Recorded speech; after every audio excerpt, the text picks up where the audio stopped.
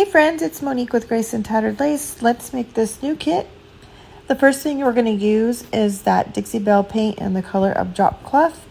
I went ahead and painted that backboard using that cloth paint, and now we're going to use more Dixie Belle paint to paint the gate portion of the kit. I also used Dixie Belle paint on that. It's a very deep dark blue, kind of like a navy color. Any paint will work, you guys. You do not need to use Dixie Belle. It's just my preference. This one would be very similar to folk art paint in the color of navy. Now this kit is available on the website, friends, if you want to go check it out, graceandtatteredlace.com. Look in the new items. This kit is called a Vintage Gate with Bird, and I think it is adorable. Now I'm using some more of that Dixie Belle paint, and I'm using a spatula, a palette knife, excuse me, from Hobby Lobby, and I just went ahead and made it look like a chippy look. I used that vintage, the drop cloth, and I also used some pine cone, and I didn't like the way it turned out, so you can see I used my sanding tool and just sanded it right off. Now I'm also using my sander and going around the edges of that back portion of this little gate. And I went around the edges and around the top of that just to kind of give it that vintagey look. We'll get this cleaned up in a minute, so don't give hope. Don't lose hope on my project here.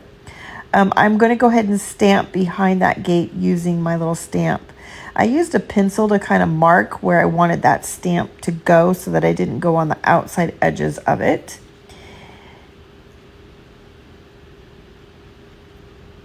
And you can see I'm just using this stamp to layer it. I got this stamp on Amazon, and it's okay that it's not picking up all the ink in all the places. I'm kind of going for that look. Now, you can see my little pencil marks there. I don't want to get this ink on that outside edge, so I just put some wax paper down to cover up where I don't want the stamp to go.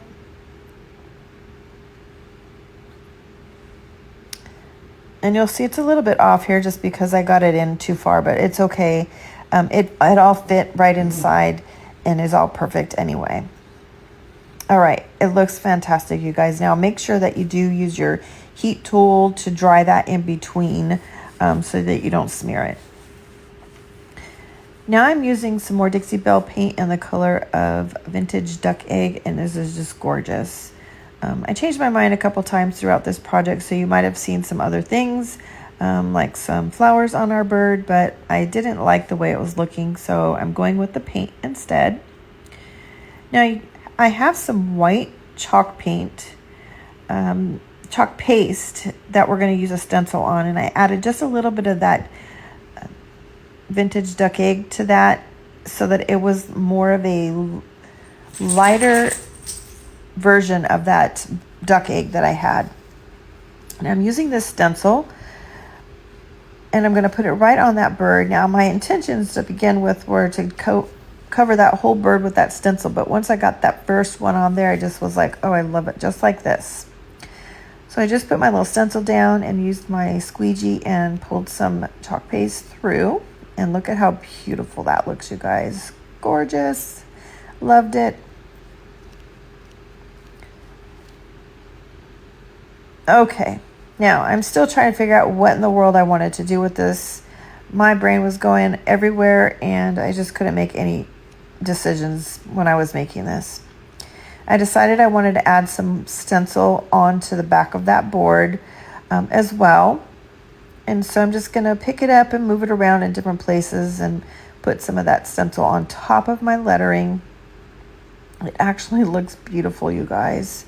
I know it's really hard to see with the light and the glare, but it's really pretty in person. And I just put it in some random spots. I went and dried it. I think I went ahead and added one more. I can't remember if I showed you guys this. Yes, there we go. I added another piece right there on the top.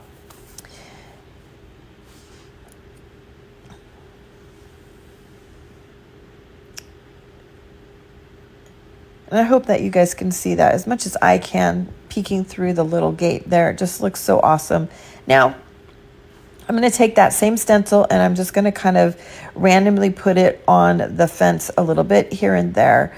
I really did not like the way my chippy look was looking on that fence to begin with, so I wanted to kind of cover it up a little bit, yet give it more detail. Now I'm taking some clear wax and coating all of my pieces with clear wax.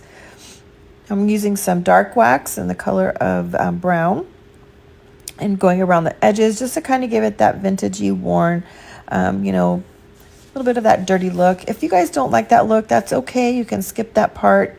This is just the way I like it. You don't have to do it exactly the same way as I do, but just here to give you an idea of how to do the kit. I'm just putting it on with my little brush and then kind of buffing it in with my finger a little bit. By putting that clear wax down to start with, it really helps you manipulate that wax a lot easier. And I think that this just turned out so awesome. And I'm going to also take that wax and go around the edges of my bird a little bit. And then we'll also do the wing.